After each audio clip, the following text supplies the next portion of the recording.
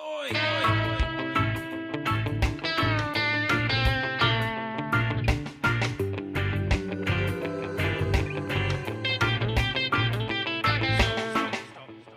Hello, and welcome to another episode of Casting Views, the podcast that takes a topic each week and, as the name suggests, cast views. This week, I'm happy. I'm generally a happy person anyway, but I'm really happy this week because I've got a good friend of the show and good friend of mine. I think I can say that, can't I, Antonio? Yeah, absolutely. I consider you a brother almost. Yes, so thank you. I've got Antonio of The Cultworthy Classic, and rapidly rising, and one of my faves now, the MILF and Me. So how you been doing? Doing great, man. Like, this was a busy month. I bit off way more than I could chew. With the 3 pods, bringing the third one back. It was on hiatus for a while, the Cultworthy Classic. But also, I've been guesting on other shows. I've been doing appearances on live streams. I am judging a film festival coming up in June. I've got trips and concerts planned, and lucky for me, I keep a pretty tight schedule. But in the 2 years I've been doing this month, and particularly this week, probably been the most stressful and intimidating I've had so far. Yeah, I always did. Well, I used to joke, but semi-joke that I used to call you the busiest man in podcasting, but you literally are. And yeah, as you said, at time of recording, the classic is back. And yeah, you were last night. I mean, this won't go out for a couple of weeks, so this will date the episode. But you were on live stream for The Cure, which was pretty cool. So you were on there with your friend Mikey, weren't you? Yeah, so the live stream for The Cure was put out by Nicholas Haskins, who does Nico's Kitchen podcast. I think it's like their 7th or 8th year doing it. And what they do is a 3-day event where they have different independent and professional podcasters come onto the show. They do these hour blocks where they do whatever their show is, maybe add some fun little segments and try and boost donations for cancer research. So last year, their goal was 25,000. They totally beat it. I'm not exactly sure where they're at. We're on the second day of it, but I was on the first day and we almost hit $100 in my segment. So that was a lot of fun, Nice. just getting on here. And, $100 is way more than what I make in 3 months doing this podcast off of ads and stuff. So the fact that we were able to get $100 in 1 hour for cancer research, it really made me feel good about the whole thing. No, and it is an excellent initiative. It's just been really unfortunate where it comes. This year and last year, I just couldn't get involved. So I'm hoping next year, if it's around this time, I'm going to try and keep it free because yeah, I'd love to get involved. Like I said, it's good, and the thing is, the people that get involved seem like they're genuinely having fun as well. Yeah, it's for a good cause. And a lot of people that would normally not hear you or see you get to hear you and see you. So that's another benefit of it is you get more exposure and then you get exposure to other cool people doing podcasting as well. And just quickly on the MILF and Me. So as I said, yeah, I really enjoy that show, and you're now starting to get guests on there as well, aren't you? You're getting some interesting guests appear on there too. Yeah, local guests. We haven't gotten anyone outside of Utah yet, and that's kind of the point. The point of the MILF and Me is we're talking about being in your 40s, single parents. Now, I have a partner, I'm all good, but my co host, Diana, she's still swimming in the dating cesspool of Salt Lake City, and it's a conservative state, and we're both very liberal minded. So it's hard for her to find someone to connect with. And just all the funny dating stories that we hear from her and other people, it was just the perfect opportunity to make a podcast about it because it's funny. And in doing that, we also learn things about dating and relationship habits across the country, across the world, different values of people that they hold dear to them in dating, and some people who are just like, you know what, I just want to meet anybody. I'd marry a dog at this point, like it's really interesting the things that we've learned. And each week I think gets more and more interesting as we're digging up more and more dating habits and relationship habits in the country for sure. And I think she's great as well because she just speaks her mind, doesn't she? She kind of got a way about the way she speaks. Yeah. For her own benefit and sometimes for her own disastrous relationships. She is a very special person. She deserves a very special kind of guy. And the one thing that we've decided with this podcast is it's the litmus test for people that she dates. If they don't agree with the things that she says or likes the way she presents her thoughts, in the podcast, that's the first clue that that's not the guy for her, and it's working beautifully, actually. Excellent. Actually, I might have to try get for your next appearance. I might have to try and negotiate it to be a MILF and me crossover. We'd love it. We'd love to hear about what dating looks like across the pond. Oh dear. Well, with that, yep. So I've not got you on to, but although I could talk to you all night about your shows, Oh, I've got you on for actually an idea of yours. But we'll talk about it after the break. So first, let's hear from Sugar Coated Murder. Hey, Ann Barner. Hey, Karen Beatty. We need a promo. You know, like where we talk about what we do on our podcast. On our Sugar Coated Murder podcast? Like how we love to bake and talk about murder? That's what we need to talk about. There you go. I think we've talked about it. Y'all find us on all your favorite listening apps. Stay sweet. And don't murder. Because if you kill people, we will talk about you.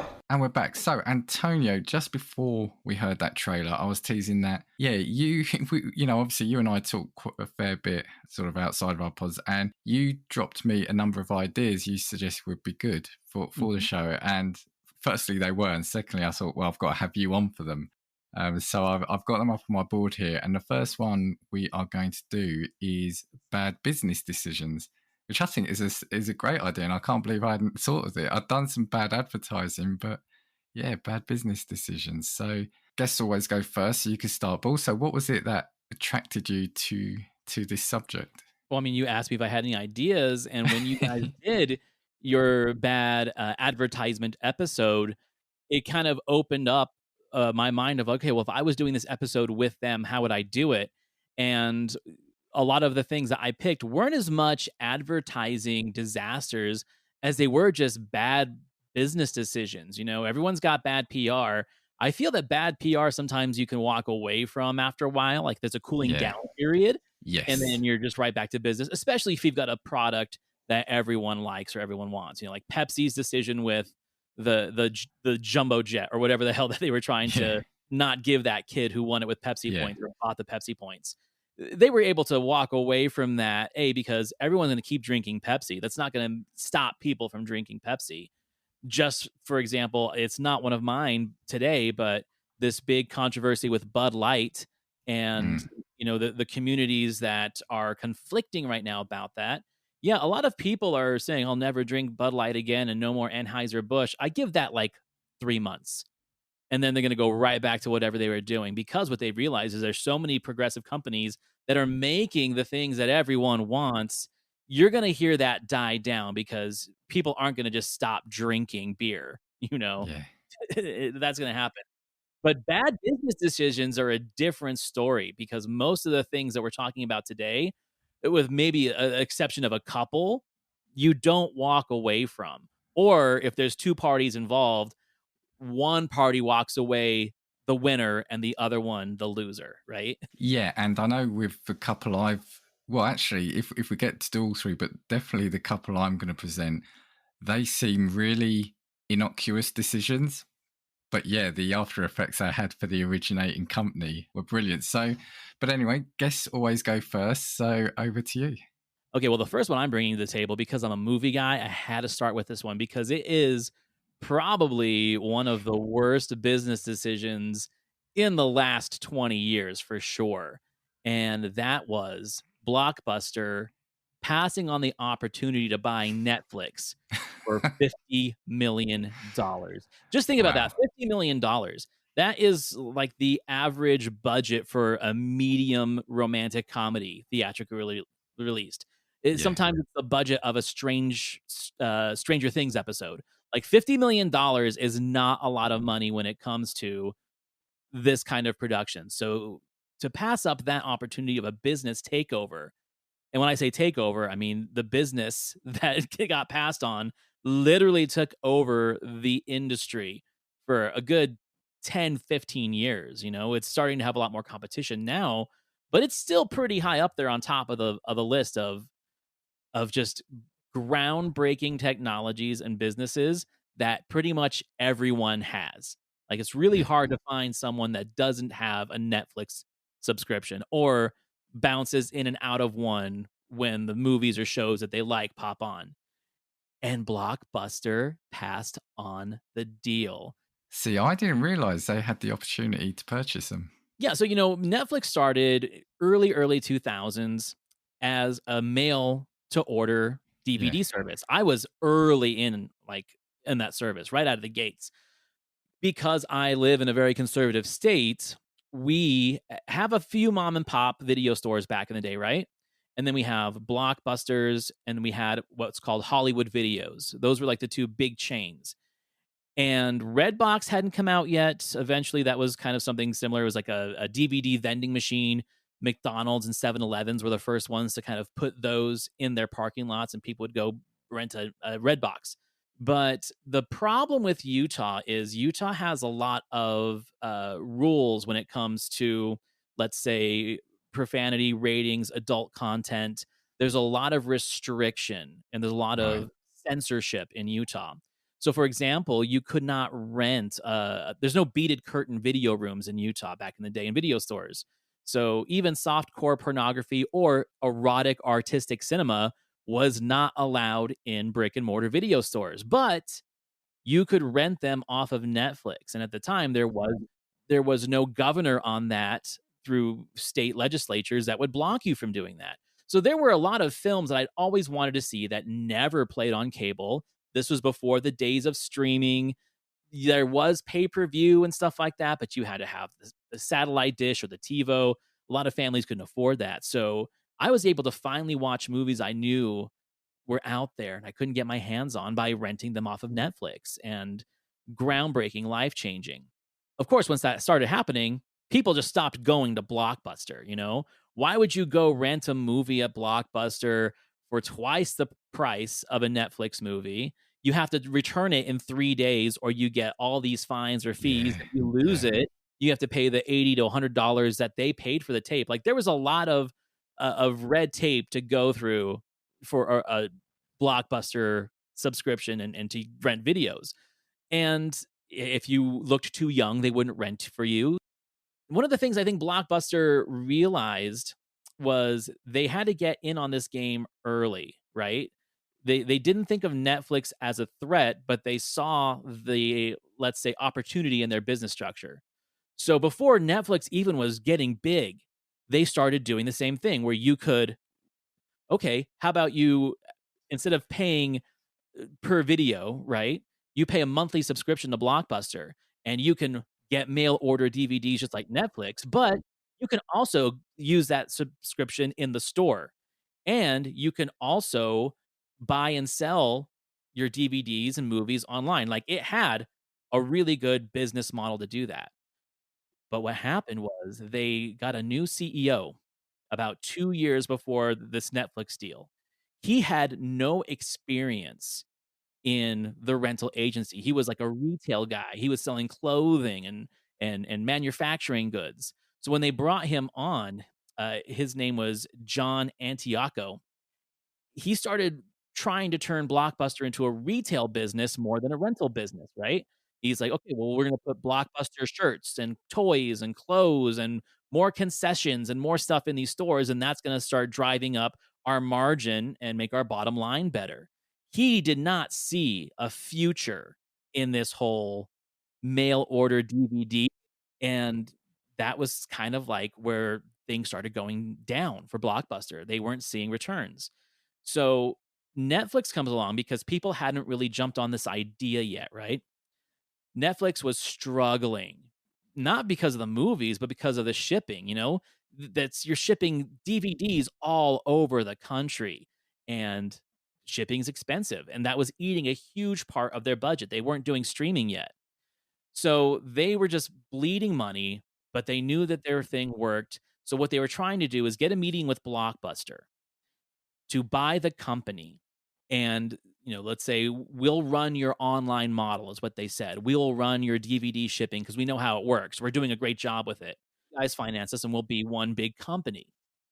And I think Blockbuster thought that was such a slap in the face of an offer. They said, okay, this is what we'll do. We'll give you $50 million for your company, but you have to come in person to Dallas, Texas in the next 24 hours to sign the. Wow. And at the time, these guys were based in Seattle. Like, okay, well, how are we going to get there in 24 hours? So the guy that was in charge, Reed Hastings, he chartered a plane, which turned out to be Vanna White's plane, her private jet, Okay. flew to Dallas, and right at the hour of getting into this meeting to say, okay, we're going to sell, he just immediately saw that they were really just kind of pushing him to, make a fool out of him. It was a Mm, bullying move. And he just didn't like the vibe. He's like, you know what? I think we're going to just take our risks and be on our own. You could have bought us over the phone, but instead you make us jump through hoops. You make us run out here, and the fact that you're only offering us $50 million with zero negotiation, we're gonna risk it. And Blockbuster thought they won. They're like, yeah, okay, fine, yeah, we made you jump through hoops. Just know that we're the powerful guys, and we made you do this. But it's within a amazing. year after that decision, all of a sudden Netflix takes off. They announce they're going to start doing streaming online through Xbox and Roku and the early streaming devices. And Blockbuster was way too far behind to even catch up. And that was pretty much death nail in Blockbuster. Yeah, and that's the problem, isn't it? Is just the catch up is too much if you make a big mistake like that. And well, okay, now we've got so many streaming platforms, but I think Netflix is still the word that people use for streaming. A lot of people will say, "Oh, oh, is it on Netflix?" But they often mean streaming. It's become that word now. What Blockbuster potentially could have capitalized on with that was a bit more of the social element at first. You'd go in the store, the one that was in the town next over to us towards the end, they did try to diversify a bit. So they had video games and you could trade them in. And I think you could even rent them. So it was becoming a wider appeal. And the way they laid the store out, there was a bit more of a social vibe to it. But by that point, as you said, it was too late because Netflix then, and we had another one here called Love Film, Mhm. which I think was bought by Amazon. That was just becoming more and more popular because, yeah, like you said, you didn't. Why would you go to the store to be disappointed to find out they didn't have the rental you wanted? Yeah. Now, here's the interesting thing. I have a really good friend that was a store manager of a Blockbuster at the time this was happening. And he knew that things were going bad when all of a sudden they started making it mandatory for employees to have a quota of selling the subscription plans to Blockbuster's mail DVD service Right. in order to keep their job.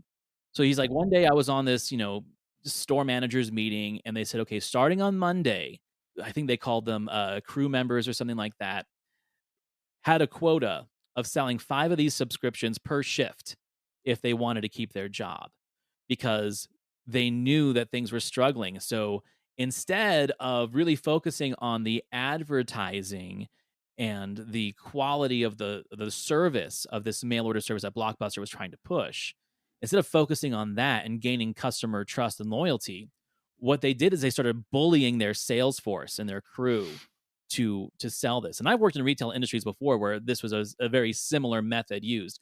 You got to sell our subscription plan. You've got to sell our membership card. You got to sell our Yeah. discount card. It becomes part of your job description. And it proved that the team members weren't behind it because now their jobs were being threatened to sell this thing that wasn't as good as a deal as Netflix. And their job was a part of it. Therefore, they weren't as enthusiastic about getting customers excited for it. So customers didn't want it, you know? And then one of the things too that also took a huge bite out of Blockbuster's bottom line is Blockbuster started saying, okay, well, no more late fees. Not realizing that late fees were one of the major margin drivers for their industry. That extra 2 Ah, or $3 a rental that someone would forget to take it, or it yeah. got lost in the minivan, that was a huge part of their margin. So trying to get more customers by saying, "Okay, no more late fees," well, then people just stopped bringing their movies back, so Yeah. they couldn't rent movies out, Exactly. and then there Yes. was no more late fee charges. Like, so many bad Oh business dear. decisions in this particular situation. And the irony is that on Netflix you've got a series made about Blockbuster, haven't you? So That's kind of the slap in the face, right? yeah, That yeah. last Blockbuster, which was a franchise, out in Bend, Oregon, and there's a documentary about it that was on Netflix that was just fantastic about the last standing Blockbuster that they haven't had any software updates since 2007 or something, It's all their old stuff, but we've been seeing little signs that Blockbuster's coming back in one way or another. They haven't really said what it is. I think right now the collectors, the nostalgic people, the boutique people, I see video and rental coming back in small kind of gimmicky ways that people are really into. I would buy into it 100%. I don't think it's trying to corner the market like it did back in the 90s and the early 2000s, but if someone can get that name and bring it back like a small little brick and mortar service that wasn't as focused on taking over the industry, but rather playing to the nostalgia of people like you and me, it doesn't sound like a bad little business idea. No, and as you said, I've noticed sort of over the last year, maybe 18 months, the Blockbuster Twitter account has kind of kicked into life again and is having a Right. bit of fun with other accounts. And as you said, and as I've said a number of times on my show, physical is really coming back, physical media, especially in the music world. And you've said a number of times that it's a whole boutique experience of films and, you know, the collectible DVD and Blu-ray films. There's a home for that. I mean, here in the UK, I don't think we've got any more like a dedicated go-to film place. A lot of the shops, we've got a big music store, which will do, yeah, the music CDs, DVDs, Blu-rays, but I wouldn't be able to name you if there was a go-to place for collectible films or for that film experience for the collector anyway. So, Right. like I said, absolutely, there's a gap there. And one of the things too that I think if they were smart is being really big on the retail side of it, where let's say I still have in my collection VHS and DVDs and maybe a couple Blu-rays because Blu-ray was still pretty young when this whole thing went down, that still have the Blockbuster exclusive sticker on it.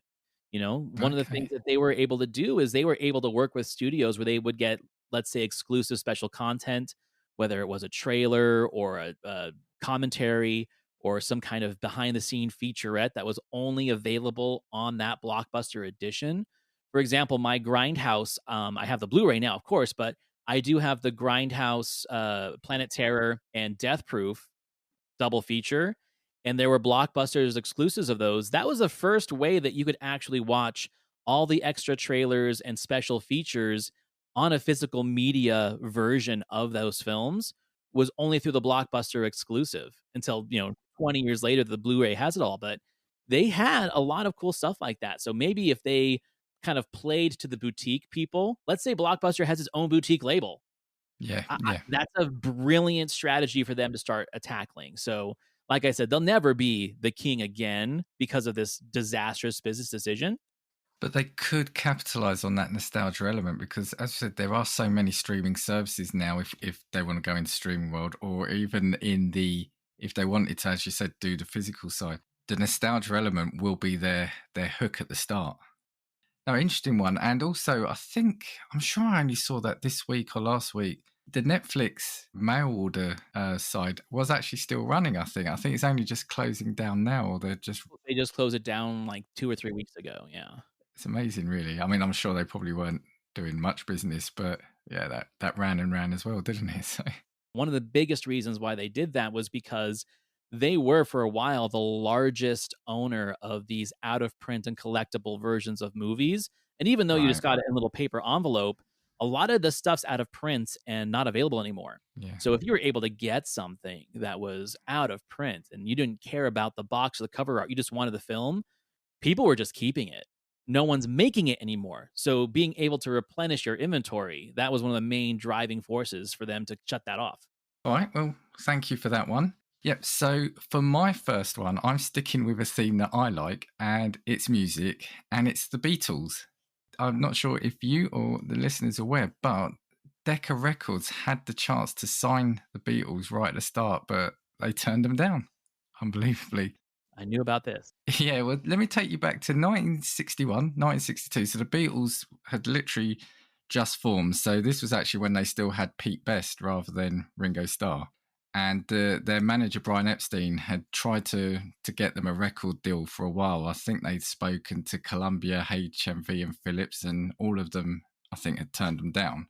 At the start of December 1961, they met with the Decca A&R exec, he travelled up to Liverpool to see them perform at the Cavern Club and was impressed enough to say, come down to London and we'll give you a test recording. That was scheduled for 1st of January 1962. So again, another little thing I didn't know was now that's a bank holiday, so we don't work that day. But back then it wasn't a thing, so they had to get down there for New Year's Day 1962. So a little fun and a little sort of fun sighting about just how it was just a generally tragic day for all those involved in the deal. So they had their friend, and I think at the time he became or later on he became the Apple Corps manager, but Neil Aspinall, he drove them down to London, got lost on the way, and a trip that probably should have taken 4 or 5 hours took 10 hours. They got to London at 10 o'clock, just in time, as John Lennon describes it, to see all the drunkards jumping in Trafalgar Square fountain. So it kind of started off good for them, started off bad for them and just then proceeded to get worse. So 1st of January ticks over. You've got John Lennon, Paul McCartney, George Harrison, Pete Best arrive at Decca Studios for their test. However, the A&R guy was late because he was suffering from a hangover from a New Year's Eve party the night before, and was also suffering because he was in a car crash 3 days before, so he had cuts and bruises. So that delayed the audition too. So again, all these good omens so far. Now, normally they say what happens with one of these test procedures is they normally record 2 or 5 songs, but for the Beatles, they actually made them record 15 songs. So that took over a whole day. And what people were sort of surmising by that was they were thinking if they were then going to be signed, that would have been their debut album, because 15 songs is pretty much an LP, right? But after hearing them, allegedly, Dick Rowe, who I think was another A&R guy there, turned around, they said no, basically, and said to the Beatles manager, guitar groups are on their way out, Mr. Epstein. So that was... now the funny thing is there's all these, legends and myths and things like that. He's always denied saying that. But in Brian Epstein's autobiography, he did quote him. So, for someone to be that confident. Yeah, Decca turned down the Beatles. They went on to sign Brian, Paul and the Tremolos. And they said they did that because they were local and there was less travel expenses. So they were going to save a bit of money hiring them. And and then what happened then? Epstein then went back to EMI, who was being managed by George Martin then, ironically.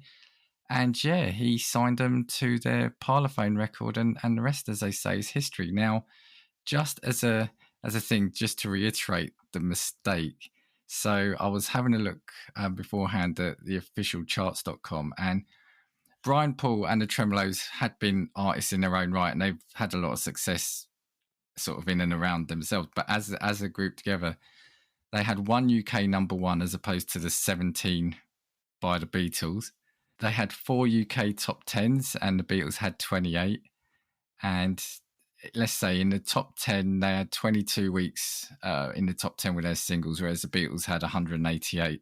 I'm sure there's always been a similar sort of thing in film and everything like that. And I guess your example was very similar, but you never know at the time, because people did say the Beatles probably were a little raw then, because they were going to be young, right? This was 62. And like I said, Ringo wasn't even there then. But yeah, I mean, you must look back and think, yeah, what a mistake, right? Yeah, I mean, they were especially rough and ready because these were like their just barely after their Hamburg days, right? Where they were still wearing all leather and they were just playing kind of loud and raw in these seedy nightclubs.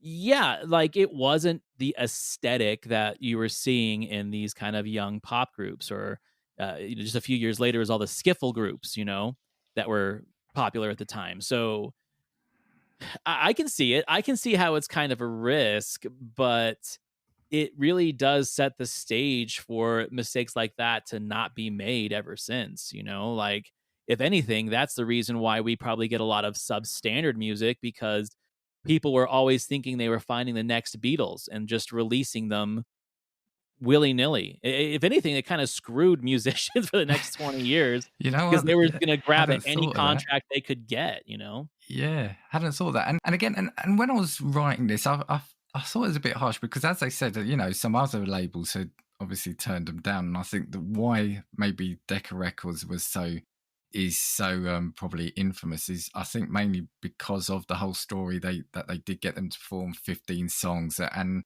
it's this disputed line about, yeah, guitar music is on the way out now.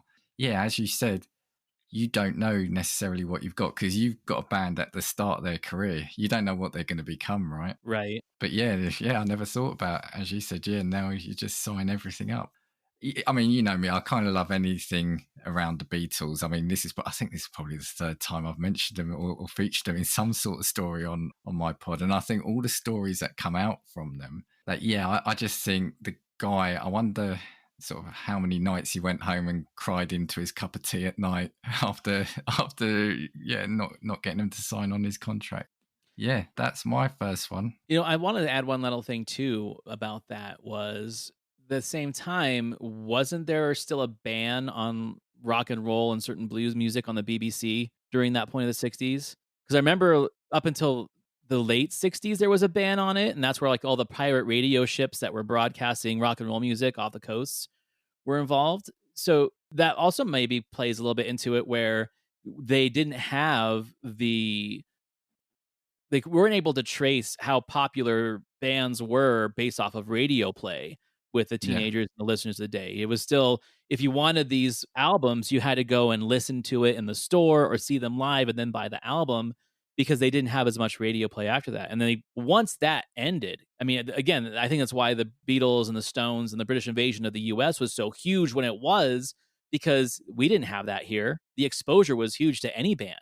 So again, like I think a lot of their success was also based off of how US listeners responded to it. Yeah, and actually what you just said then has just nudged my memory for one final thing on this is that so they signed Brian Paul and the Tremolos, and the irony was they kind of hit the big time after the Beatles had kicked off the whole Mersey beat thing. So it took the Beatles to form, signed to another label, start this new wave of music, and then they became famous as part of that. And one of their hits was actually covering Twist and Shout, which the Beatles had done 4 months earlier, but they Right. believe that they said they were covering it long before the Beatles released it. So yeah, I just find there's that's another interesting little wrinkle where, you know, they weren't as good as the Beatles, but it took the Beatles to go somewhere else, prove themselves, start off this new mini invasion and mini wave of music, and then yeah, that's what kickstarted these other bands, and like you said, as you were saying, probably made it more acceptable to the mainstream. Yeah, that's a good one. Sorry, Decca. All right. My next one. Have you ever heard of Canon Films? Yes, yeah. I mean, we talk about Canon Films a lot here in the States, especially when we're talking about cult films and guilty pleasure films of the 80s and early 90s. There's a deep, deep, deep history to Canon Films. It had several different owners and people who ran the studio, but where most people know about Canon Films is the era from like 1979 to 1988, 89, like this 9-10 year era where it was run by these two Israeli cousins, Yoram Globus and Menachem Golan. They were filmmakers in Israel. They had a lot of big hits and they were known to make films very quickly. They were making them very cheap. And for what they were making, there was actually a lot of audience response. Maybe not critical response, but a lot of audience response. And they saw this massive wave of success from 1981 to, let's say, 1986. They were really kind of masters of their craft, making these low budget, easily made, quickly churned out B movies, action movies, ninja movies, silly comedies, some erotic films. They covered all the gambits. And it was the perfect time too, because there were still drive-in theaters, there were still let's say grindhouse theaters.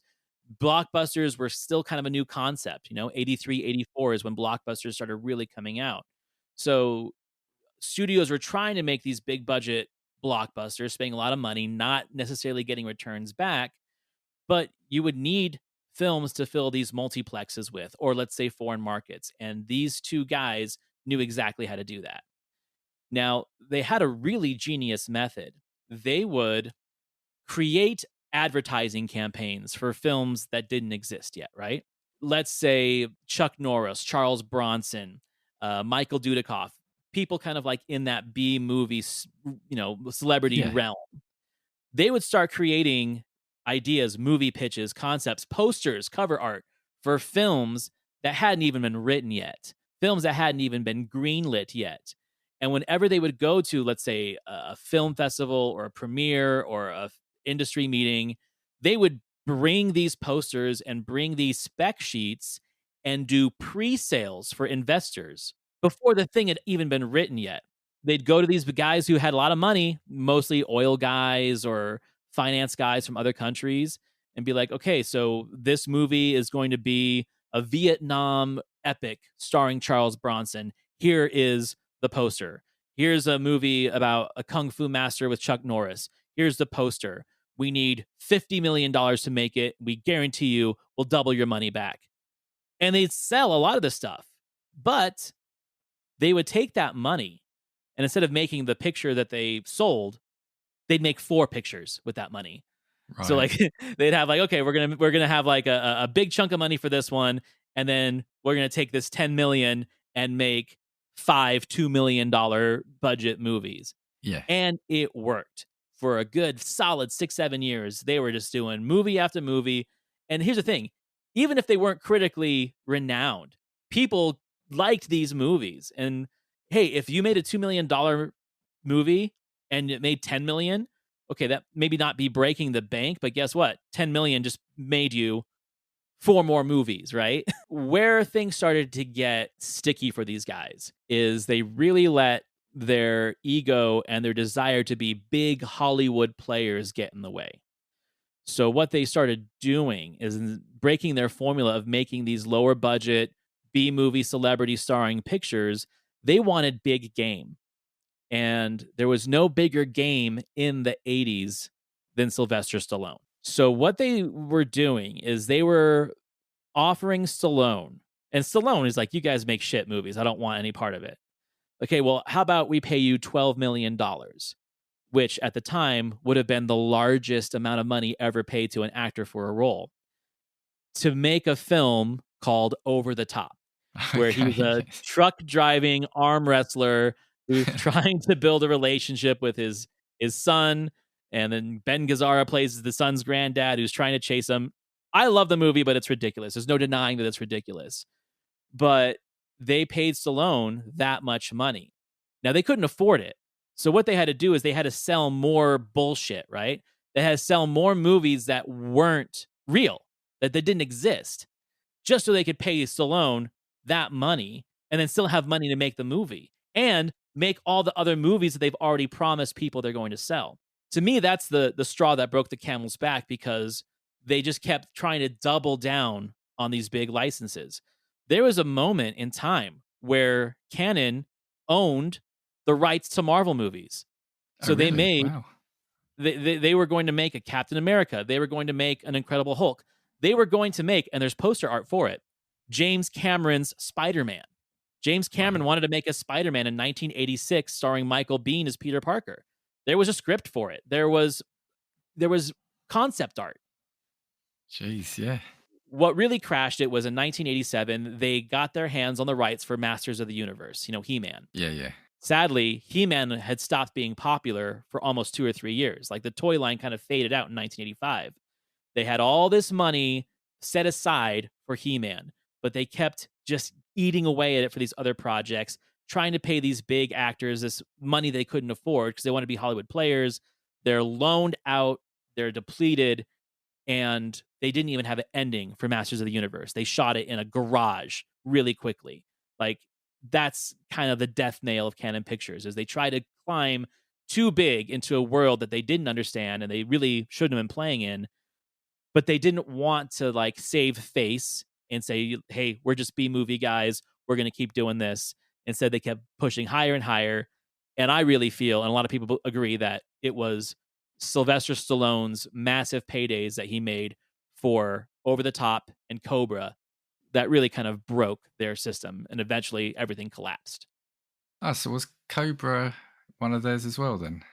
Yeah. So did they not then do too well at the box office in terms of thinking what they pulled in? See, this is where Stallone didn't really care because both movies were like critically torn apart. And yes, they made some money, but like I said, it wasn't enough money to cover all of the other Okay. financial responsibilities they had to other projects. And really, all Stallone was doing was kind of just getting that money for him so he could start kind of funding his own passion projects. This is a time where he had a huge ego. He was kicking directors off of set, he was kicking writers off projects and kind of rewriting the movies himself. Cobra is a total vanity project for him. It started off as something completely different, and he kind of made it his own thing. And it's got its appreciators, like I'm an appreciator of it, but you can't really call it a great movie. But again, it was his chance to get paid well for vanity projects. Yeah, I mean, like you, I do like Over the Top. I think it's a fun little film. Yeah, it's fun. So were Canon then similar to, what is it now? Is it like Asylum? No, see, Canon really wanted to be original with its content. Yes, they would take a premise. So, for example, when Indiana Jones came out, they put out a string of movies with Richard Chamberlain called King Solomon's Mine and the Alan Quartermain films. They're essentially low budget B movie versions of Raiders of the Lost Ark, but they weren't intentionally trying to copy that marketing per se. They would say that is something that we're going to use to fund these other original and creative projects. So yeah, they would play this game where they would, kind of cater to what they thought audiences wanted with the intention of getting that money to make more creative and heartfelt projects, because Menahem Golan was a really good filmmaker. He was a good director. The movies might not have been great, the stories might not have been great, but he definitely had a great eye for the camera and had a really good sense of pacing. It's funny, if you go back and watch some of his older films, people laugh at them, I laugh at them, but making movies isn't easy. And he made some pretty decent movies aesthetically, even if they never really turned out to be classics. But fair play to them, because like I said, they were trying to do their best and they were getting big names involved as well. It's just obviously financing is a tricky subject, right? Or is a tricky area. It is. And it's not that they were exuberant in their personal spending. They are also known for being very cheap in their personal lives. They didn't take limos, they took taxi cabs. They didn't have fancy offices. They would rent out, low grade office space in other buildings. They would literally go get leftovers from other people's catering and bring it to their studio and use that as craft services for their filmmakers. Like, they were trying to pinch pennies everywhere they could because they wanted every dollar made to go into their projects. I respect the hell out of that because we do see a lot of just exuberant corporate waste when it comes to finances. I was talking about this with some local filmmakers the other day in studio, where one lunch for the show Yellowstone that was filmed here, one lunch that was catered for the crew was probably $20,000 for one lunch. And that would have financed their entire indie project they were working on at the time.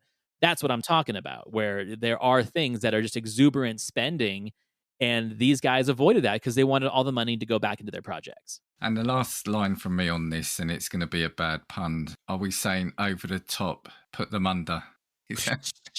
Yeah. Okay. Right. Yeah, I'll get my coat, as they say. My next one is going to be another kind of passion of mine. It's in the gaming world, and it's Nintendo and Sony. I love it. When you told me this, I was so excited.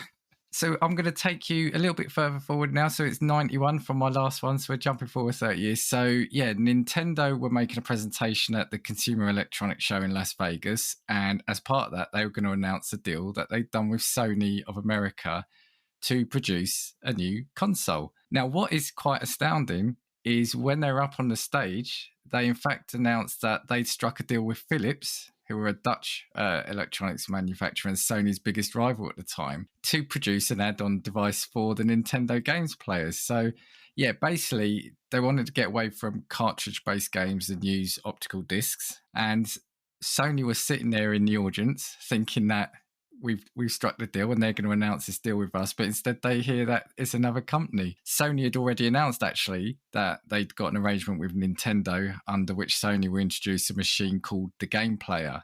As they said, that it wasn't immediately clear to them what was happening, especially after Nintendo had gone after Sony quite aggressively over the years to work with them to get these compact discs instead of cartridges. So basically Sony's executives turned up. They were going to hear this new partnership announced, and then it was Philips and the then president of Sony, Olafsson, heard Hiroshi Yamauchi of Nintendo announced on stage that Nintendo would be working with Philips, and he said, "This is the first we've heard of it. We view this as a serious matter." Now, what people are saying is that it might have been something like contract law or the culture in Japan, because I think they said it made it hard for them to say that they've reneged on a contract or something, which could have led to some of the confusion. But ultimately, instead of going to Sony and saying, because I think what Sony wanted to do was Sony wanted to then make games directly for the console without buying them from Nintendo, but Nintendo saw that as an aggressive move from Sony and they wanted to own everything. So Right. you think, instead of trying to work out a deal, they just went seemingly behind the back and went to a different company altogether. I mean, I think the thing that comes out of this is that I think Sony was so angry and so annoyed that they then took the technology that they've developed to create their own console, which was called the PlayStation. I'm not sure if you've heard of that.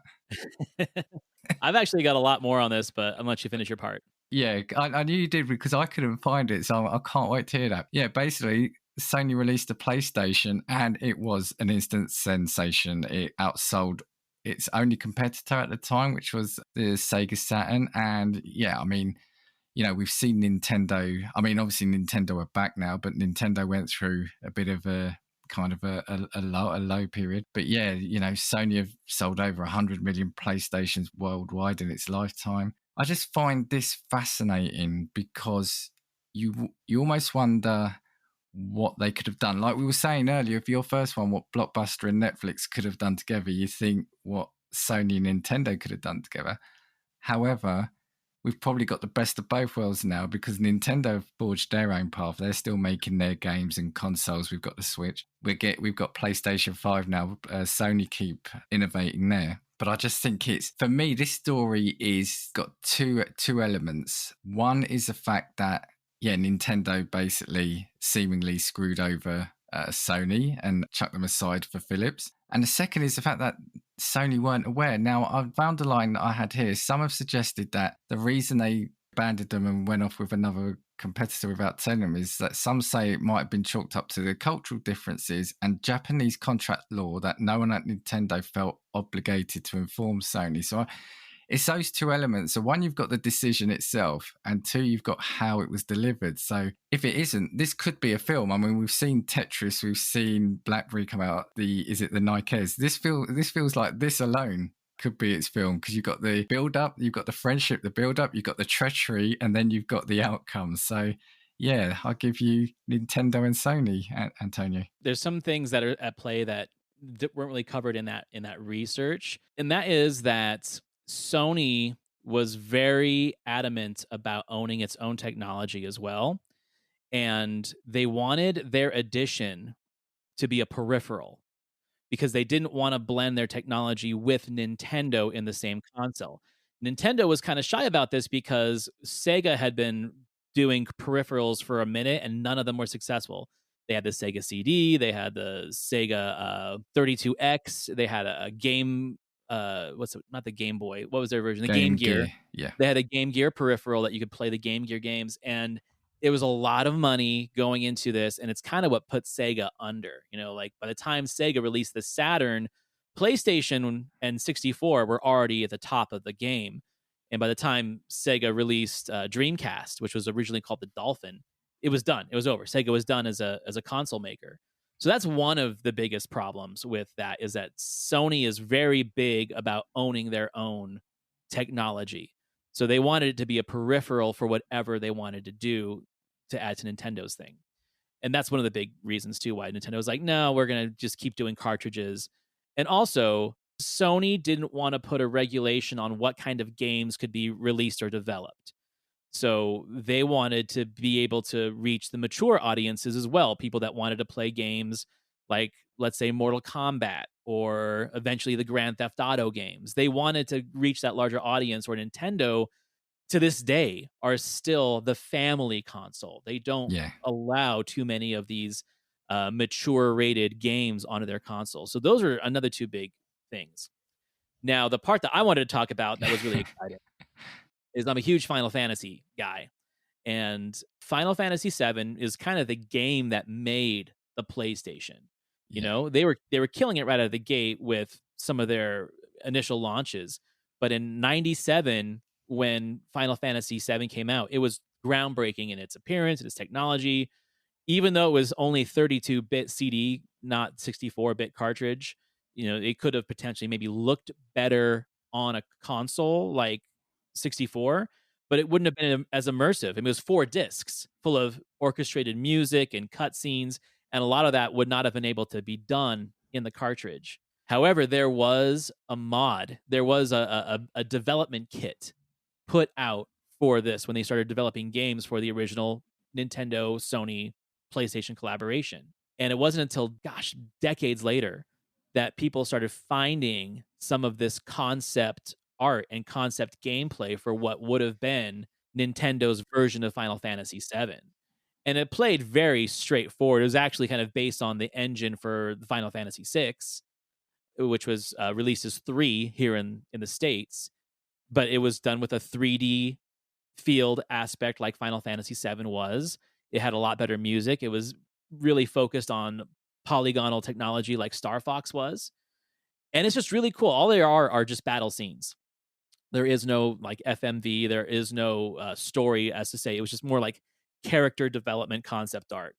But it's really fascinating to see what that game would have looked like on that original console had it actually come out. And a lot of people say that it's probably one of the most famous and infamous lost games of a video game history. Is that what would have been Final Fantasy VII for the Nintendo PlayStation collaboration? That's interesting. You see, because I remember you mentioned that to me, and I couldn't see much, and I had never heard that before. Now, one of the things I had seen is allegedly there was some development also for the Nintendo 64.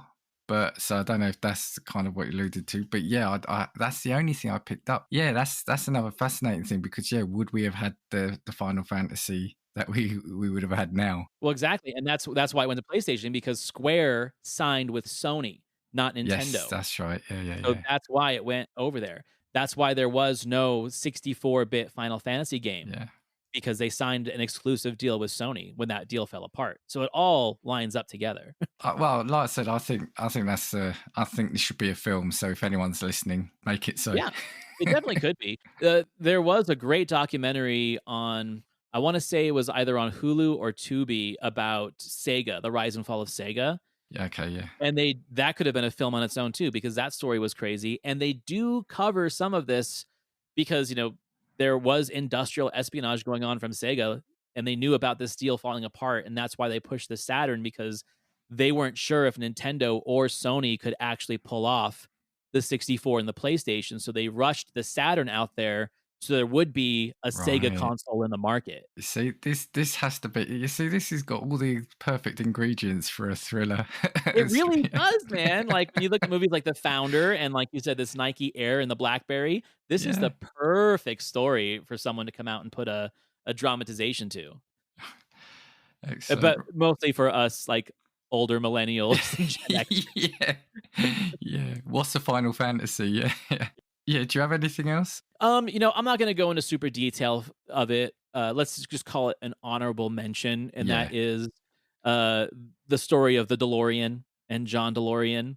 You know, in a nutshell, this was a guy who, again, when we talk about ego ruining lives, he was a designer of cars, and he was the youngest CEO of both Pontiac and Chevrolet in his early 40s. Stunningly handsome guy, suave, had everything he ever wanted, and it just wasn't enough. You know, he pulled like an Alexander the Great kind of thing.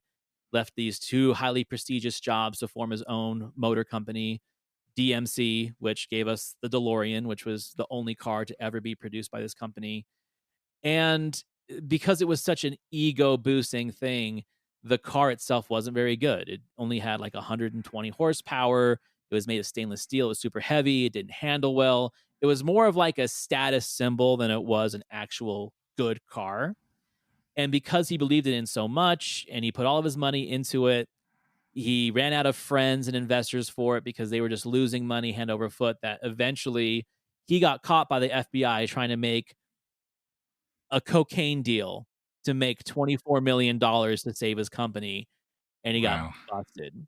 So the bad decision there was you could have been the top of the world in your industry if you'd stayed with Pontiac, if you'd stayed with Chevrolet, kept innovating, kept making vehicles for the masses instead of this glamorous vehicle that not many people wanted at the time. Now everyone wants one because Yeah. it's a collector's item. Yeah. But the funny thing about Back to the Future is they were making a joke out of the DeLorean. Like, the DeLorean wasn't supposed to be a cool car. Marty McFly specifically says, "You made a time machine out of a DeLorean?" Because back then it was a joke. But now generations watching this film and not understanding the meaning of the joke just think it's a really cool car, you know? Yeah, and it kind of looks, looking at it now from a film in the past, you can imagine they've chosen it because it looks fairly futuristic, with Right. the wing doors. Skull wings and Yeah. I mean, that's Rush brilliant steel. in the sense of, just what a difference a few years and a sort of multi-million budget film will do for you, right? So Right. I wouldn't be surprised if we saw a DeLorean 2 in the next few years that a bunch of hipsters and millennials will want for their collection. Right. Well, do you know what? I'm not going to do mine. I'm going to leave it there. So I'm going to say thank you, Antonio, because you brought some cracking ones and enhanced my last one. So thank you for that. Before you go, do you want to, is there anything you want to plug or your socials or anything you want to say? Oh, yeah. I mean, always a pleasure, Dan. I love being on your show. I love it when you're on mine. I'm so glad that we are as close as we are. And, we're going to have you on again very soon to talk about British gangster films. I'm excited about that one. Can't And wait. yeah. But for listeners who haven't found my show yet, that Dan has been on several times now, it's the Cultworthy Cinema Podcast. We also have the Cultworthy Classic and then my kind of relationship comedy show, The MILF and Me. You can find those all on thecultworthy.com or pretty much on any social media site like Twitter, Facebook, Instagram, just under The Cultworthy or The MILF and Me. Cheers, Antonio. And if you'll allow me just to say some nice words about your pod again. But yeah, if you're not listening, it was actually because you recently hit your 100th episode, didn't you? And Yeah. it was when I was thinking what to say. And yeah, if you don't listen, it's what I really like about Antonio and his show is that it really does try to highlight, it brings back some of these films that you may not have even heard of, let alone seen. So, like you keep saying, there are a lot of pods that do the modern movies and that's great, but you're showing these love and trying to get some love and some attention paid to some of these cult classics, or some, like you said, some may have slept on for years. So I think that's what's great about that. Well, thank you, my friend. And we've got a number of ideas for you to come back on. So yeah, you'll be hearing Antonio many times in the future. So yeah, for me, you can get hold of me at castingviewspod@gmail.com and at castingviews on Twitter. While you're listening to us, just subscribe to both mine and Antonio's. Give us a follow where you can and give us a rating. And I know there's a lot of podcasts from which you can choose. So I thank you for listening to Casting Views. 1, 2, 3, 4. If I want your opinion, I will give it to you. Come on, check what we've got, 'cause you need it. Don't make us get a sports and bullshit.